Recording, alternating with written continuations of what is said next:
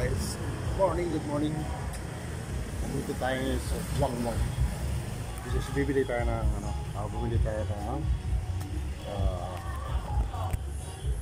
ayan, sa Tapsian, sa Wang. Tapos bibili tayo ng tinatawag nilang beef mami. Ayan, with rice. Ayan. So worth niya 55 pesos lang. So may rice na diba? So cute na presyo yan. Pangmasa talaga. Tapos meron din silang only rice with drinks. Ito na yun. With drinks na siya. Tapos 99 pesos. So regular niya is 70. Ayan. So itong mga to sold out na. Sarap nito. Tapos ito rin sold out. Ito sa yung paborito ko yun. Saka ito sa almusal. Yan ay masarap. So yun guys, no? Hihintay muna tayo.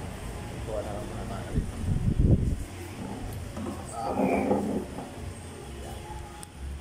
Habang niluluto,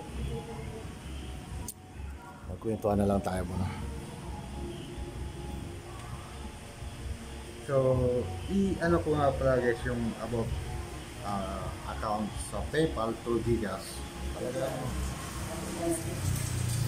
naka-experience ako ng hirap na paano kukunin. Ang dali-dali lang naman talaga. Pero dahil sa mga update, dahil sa mga code na hindi ko naibibigay, naglulo ko ngayon yung cellphone yung mobile ko. Hindi siya gumagana na yung isa. Doon ako tumagal. Mayroon kasi akong payout mula doon sa Ireland. So malit lang naman. Nasa $100 lang. Tapos yun, nahirapan ko lang kukunin yung pera mula doon sa PayPal papunta na Gcash. Gawa sa code na yun binibigay nila na i-tap ko, hindi ko magawa ko yung cellphone ko. Nagloko. Ang ginawa ko, yung simpak, inilipat ko to sa bagong cellphone. Ayun, gumana. Nakakatuwa guys. Yung mga system ng sa international cellphone, yung mga sending So, hindi ko nakatawa ko kasi inaabot ako ng 4 na oras nang dahil doon sa simpak ko. So, yun. Ayun yung ginawa ko, nilipat ko doon sa bagong cellphone. Ayun. Kasi yung tinutulak nila, yung recovery number mo.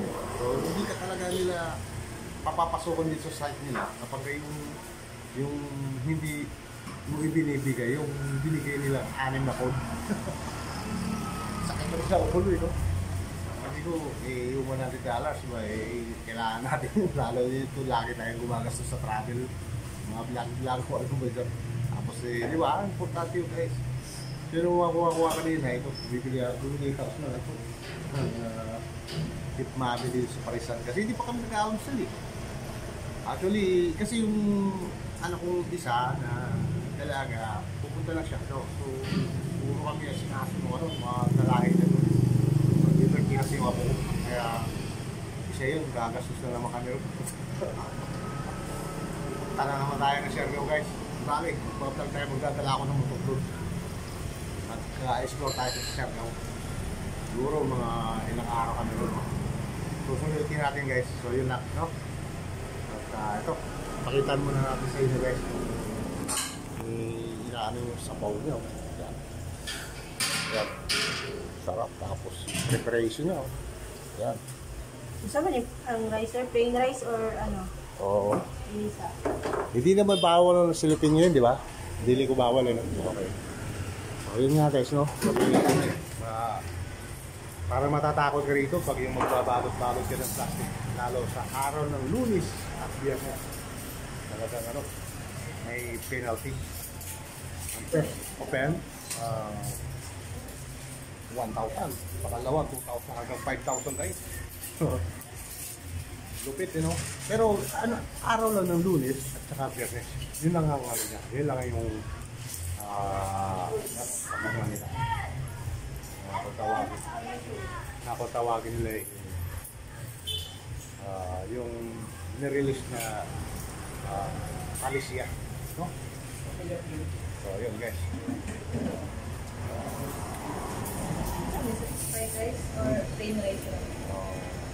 Fried rice na. Yun guys. So, yun guys. Yun lang. Yung update natin guys, no? Gano'n nung ikwento ko nga kanina, yung tungkol nga sa mga apps, pati sa mga payment, payout din yan. Code lang talaga katapat guys. So, yun lang, no? Maraming salamat sa inyong panonood. Kita-kits uli. Ayan. Nasa Tapsiyan tayo. Ayan, dito sa Claveria guys. Dito mo lang matatakpuan guys yung napakasarap niyan. Ayan. Sigurado ako. Pupa ang gutom mo rito. Bye. Kita-kits.